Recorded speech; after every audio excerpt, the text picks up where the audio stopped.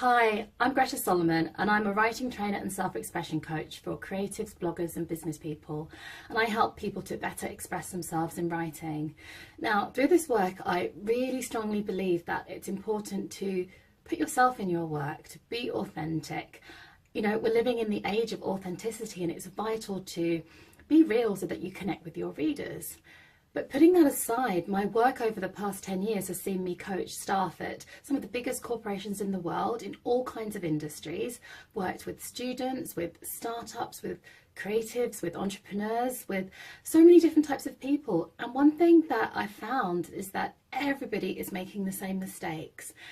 And if you make these mistakes, it's so much harder to connect with your readers. And it's harder to make an impact and harder to really get your message across. So in this video, I want to talk about the 10 mistakes that most business people make. And I just clarify that's the 10 writing mistakes that most business people make, not just general mistakes. And I have these in a booklet, which you can download after this video or during and follow along. And what I'll do is I'll give you a rundown of these 10 mistakes and I'll talk about 8 of them in more detail.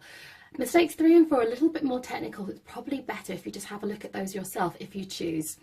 So I will just run down now, I'll give you a quick lowdown. So mistake number 1 is thinking that English ability and writing ability are the same thing. The second mistake is overlooking the needs of your readers. Mistake number 3 is overusing the passive voice.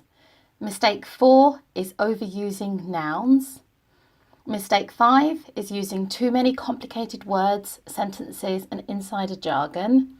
Number 6, using long sentences. Number 7, adopting a pompous tone. Number 8, overusing abbreviations. Number 9, writing in an academic style, if you're writing for non-academic readers.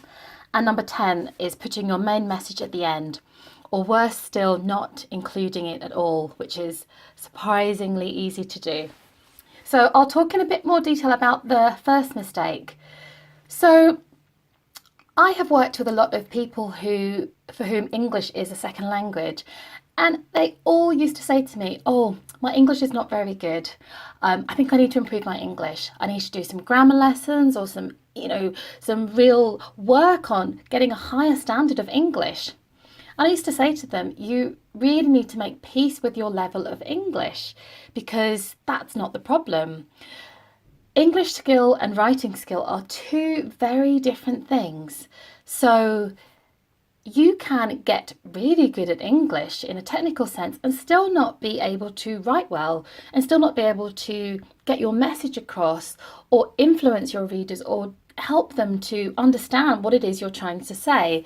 So the remedy for this is to simply make peace with your level of English and do whatever you can to improve your writing skills. One of which we'll be continuing to watch this video. Mistake number 2 is overlooking the needs of your readers, and it's so easy to do this because we're focusing on what we want to say, what we want to get across, that it's easy to completely forget what your reader needs and wants. So a simple way to remedy this is to use what I call the audience tracker tool, and that's just a series of really simple questions. So the first question to answer is, who are my readers? And you can answer that in as much detail or as little detail as you like. So you might want to think, how old are they? Where do they live? What kinds of jobs do they do? What do they eat for breakfast? What do they do at the weekends? And you might seem like this is going into a crazy amount of detail, but if you're writing a blog post for them, an online course for them, developing a workshop series for them, for example, you want to be able to put little examples and anecdotes that they can relate to.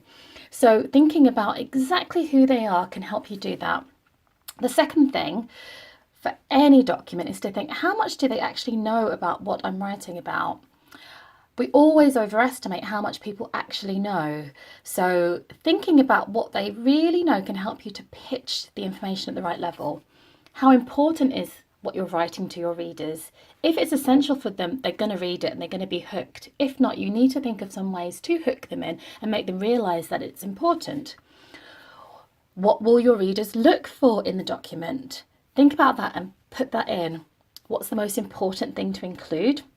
And also think about what kind of data do they want, or supporting evidence. Do they want testimonials from you? Do they want to see video evidence? Do they want some studies that prove that what you're writing about is correct? Think about what they really value. And the final thing to think about is, what do you want your readers to do, say, feel and think after they've read your document?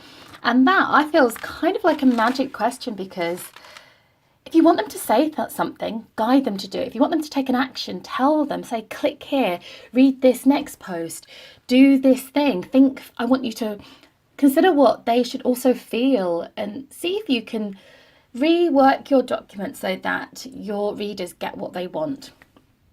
So mistakes 3 and 4, I recommend having a look at those in the booklet below. My remedies for those are to use the active voice wherever possible to help bring the writing to life and help the reader to really follow along with you.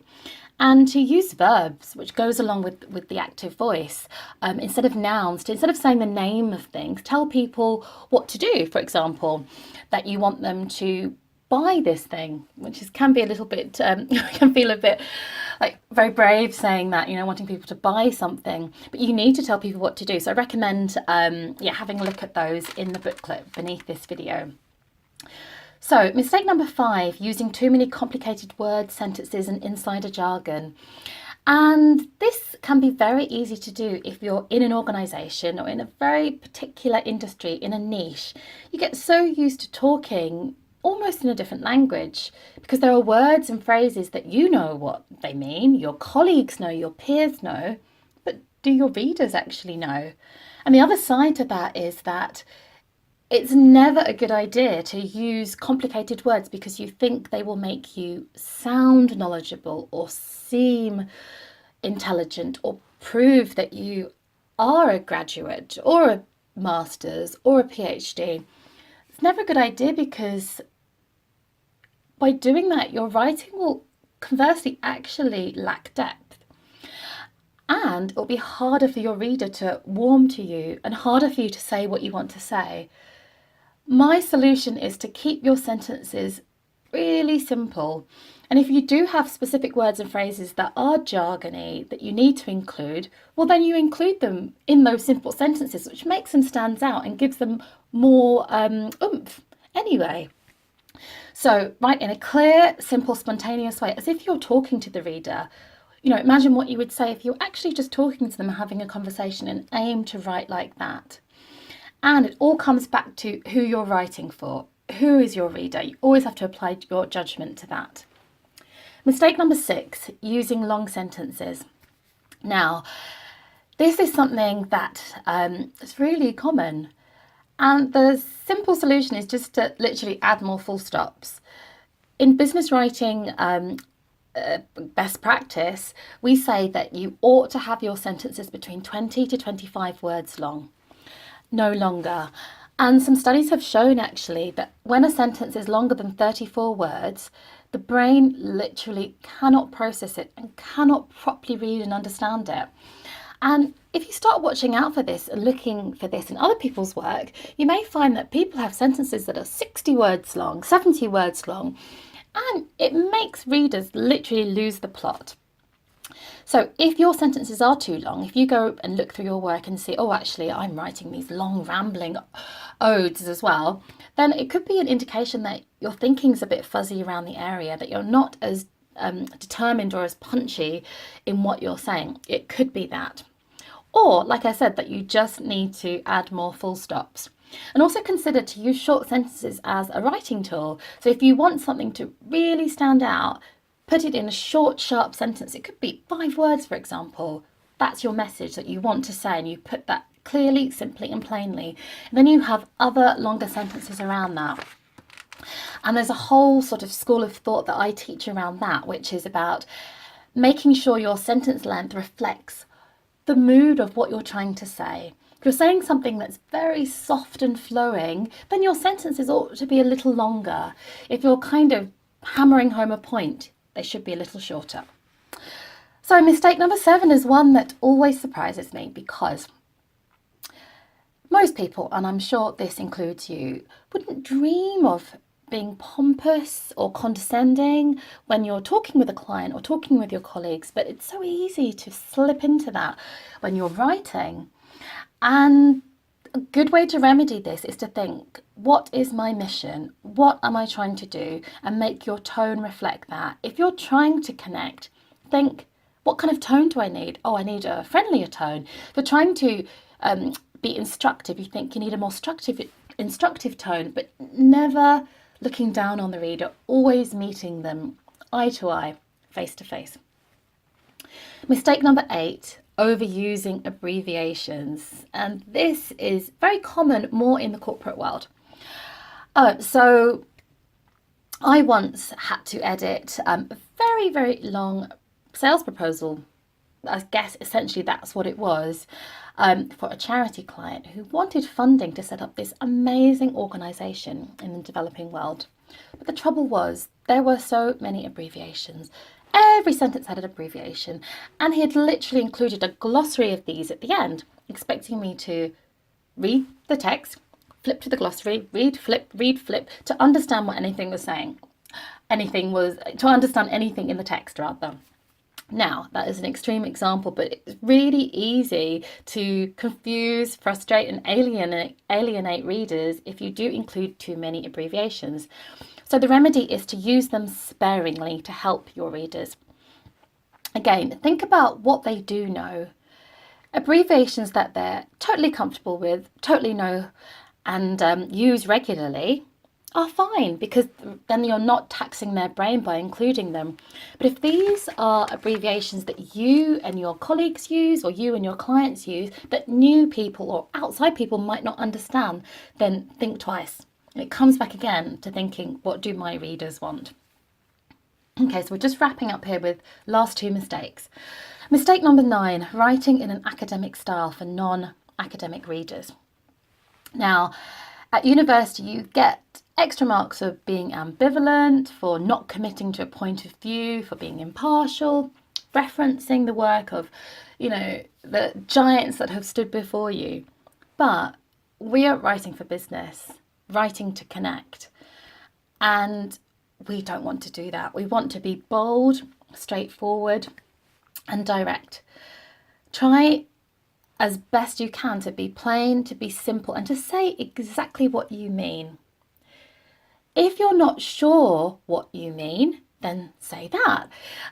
If you are trying to not be salesy, so you're sort of vaguely sharing something with your reader, it's not going to go down too well, and it's wasted words, it's wasted energy and wasted time for both you and your reader. Get comfortable with what you want to say, get clear on it, and get to a place where, yes, you think I can boldly write this and feel good about that. And then you increase the chances that your work will be much better received. Now, the final mistake is putting your main message at the end or not including it at all. And it's so common. It's so common because if you've been to university, that's what you're encouraged to do, to build up your argument and end, with your big finale. But in the business world, we have to put the main message first. And the remedy for this is start with your main message. If you're writing an email, your main message ought to be your subject heading, ought to be the title of whatever it is you're writing. And one sort of hack is just to go to the end of whatever you've written and see if actually you can chop it off and just put it at the top and see how that feels. If that's the most important thing, put it there and just rejig the content so that you're explaining upon the first bit that you've written. There have been studies that show that our brains are changing. They have already changed due to the prevalence of the internet. And we are not reading whole sentences. Research shows that we only read perhaps 2 words of a headline before sort of clicking away or clicking on it to see if we want to read more. So you have to grab your reader's attention straight away, and you cannot assume that they're going to read down. You've got to get them straight away, so that including the main message at the top is absolutely vital. So those are my 10 mistakes and remedies. I hope you enjoyed this video, and if you'd like to find out more about me, then visit my website www.gretasolomon.com, and yeah, come and say hi. I'm on Instagram at greta.solomon, and I would love to chat with you. I have a coaching program if you want to have a look at that on the site. It's just under the coaching tab. And more than anything, I just hope that you got great value out of this, and that if you did, then please do share it with your friends. Thank you and have a good day.